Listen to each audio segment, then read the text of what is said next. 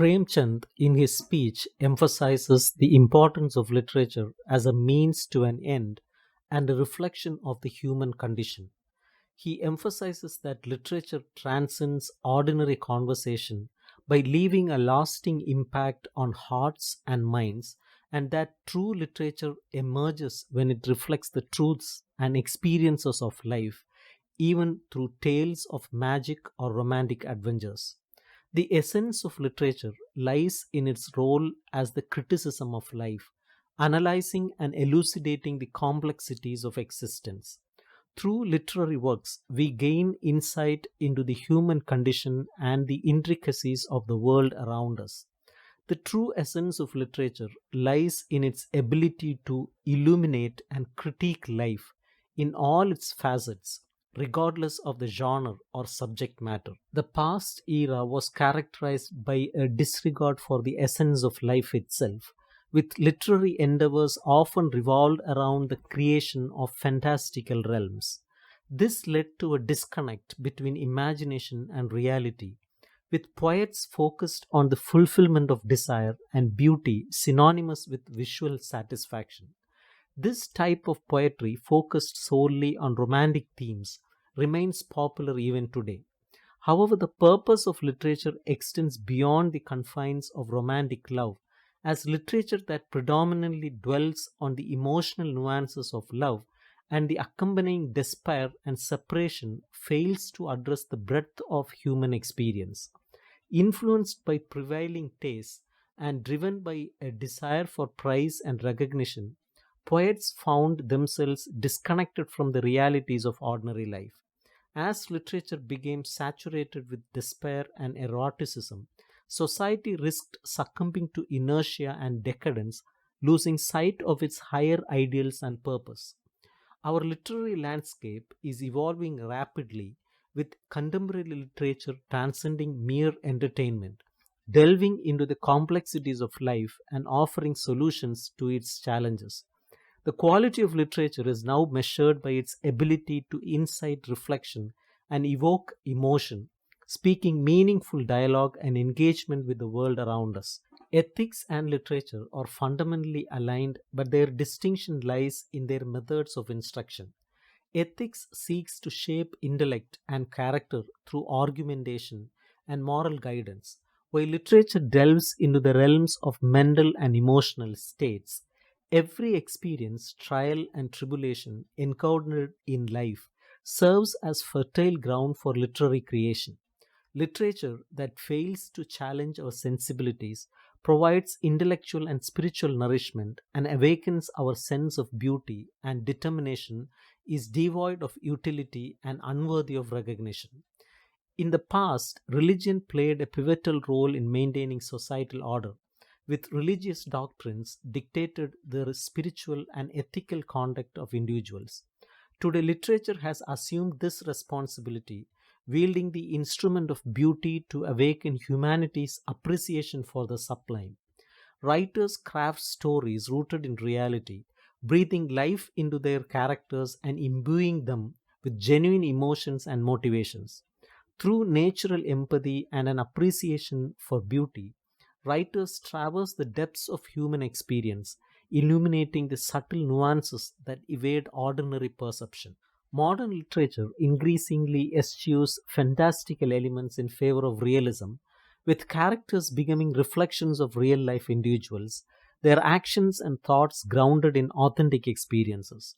Readers demand authenticity and veracity, seeking assurance that the writer's narrative is a genuine portrayal of human existence. Literature serves as a conduit for introspection, enlightenment, and profound human connection as it aligns the reader's viewpoint with their own. It stimulates the senses and expands intellectual horizons, offering a nuanced and expansive vision that enriches their spiritual and emotional landscape. In every individual, there is the potential for growth and advancement, but mental and moral health are inherent to our being.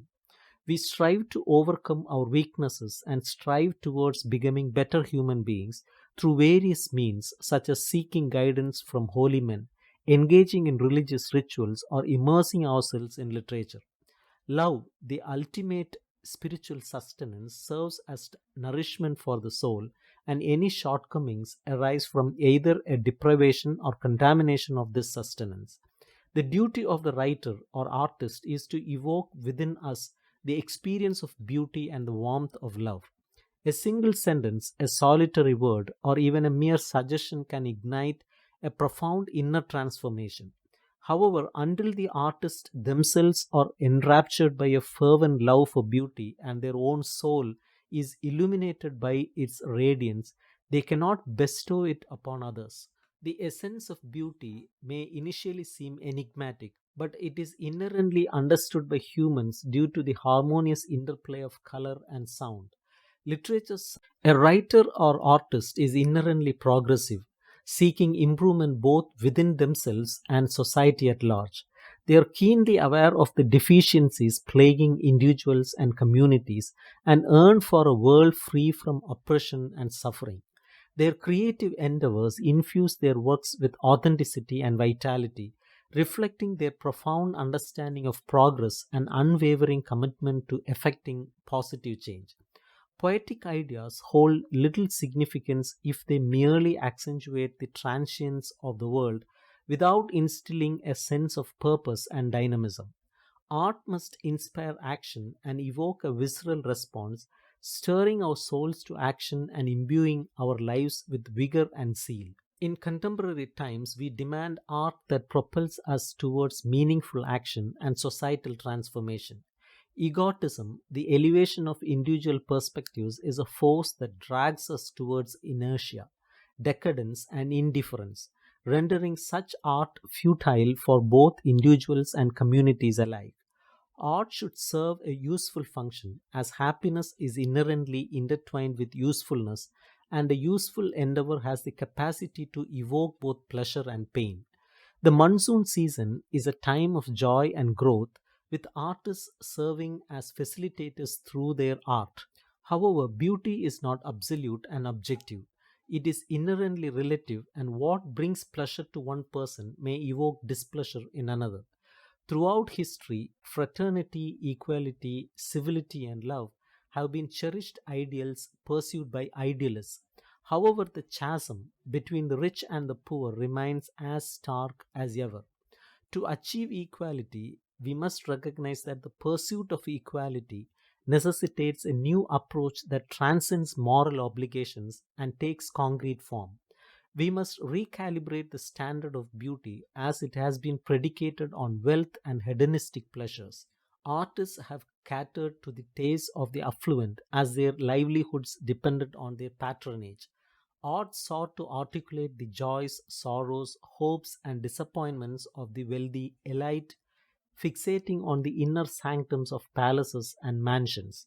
Mud huts and ruins were deemed unworthy of attention, relegated to the margins of humanity. Art has been synonymous with narrow pursuit of sensuous beauty, adorned with eloquent prose and orchestrated emotions. It has lacked an ideal, a lofty aspiration for life, content to steer clear of devotion, detachment, and both spiritual and worldly affairs. Our artist's vision has yet to encompass the highest form of beauty amidst life's struggles. They fail to recognize that beauty can be found even in the midst of poverty and destitution. Beauty will not be confined to narrow categories. Its essence will transcend the boundaries of walled gardens to soar into boundless sky encompassing the entire earth. At that point, we will no longer tolerate base tastes. Instead, we will strive to eradicate them completely. When we can no longer abide a system where thousands are enslaved by a few oppressors, we will not content ourselves with theoretical creations. Rather, we will forge a system that harmonizes with beauty, taste, dignity, and humanity. The poet's aim is not merely to captivate a literary gathering or provide entertainment.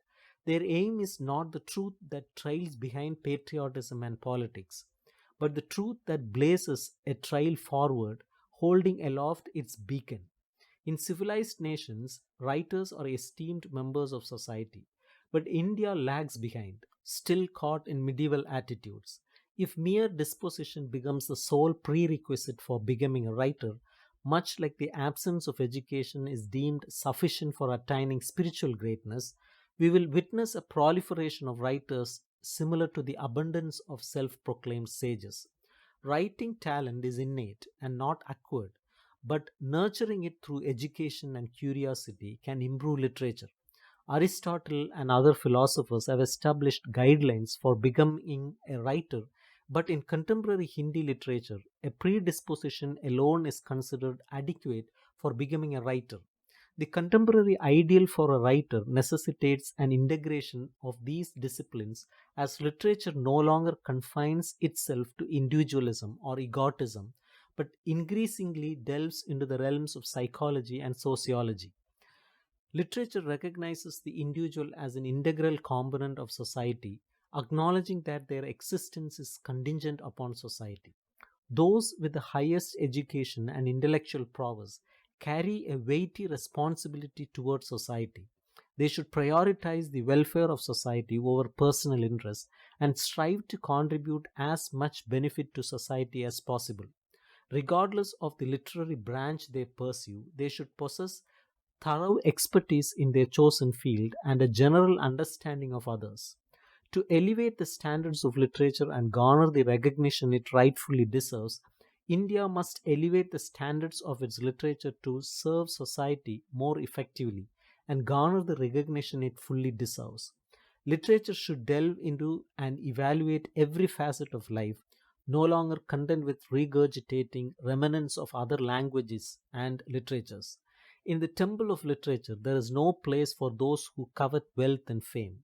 Literature beckons only those who find fulfillment in service, whose hearts bleed with empathy and are aflame with love. Honor, prestige, and fame will naturally follow if we serve society faithfully. Despite the lack of action in literature, it is essential to nurture and fortify these aspirations. Literature should embody lofty ideals, freedom of thought, beauty, creativity, and wisdom gleaned from life's truths, igniting dynamism and restlessness within us.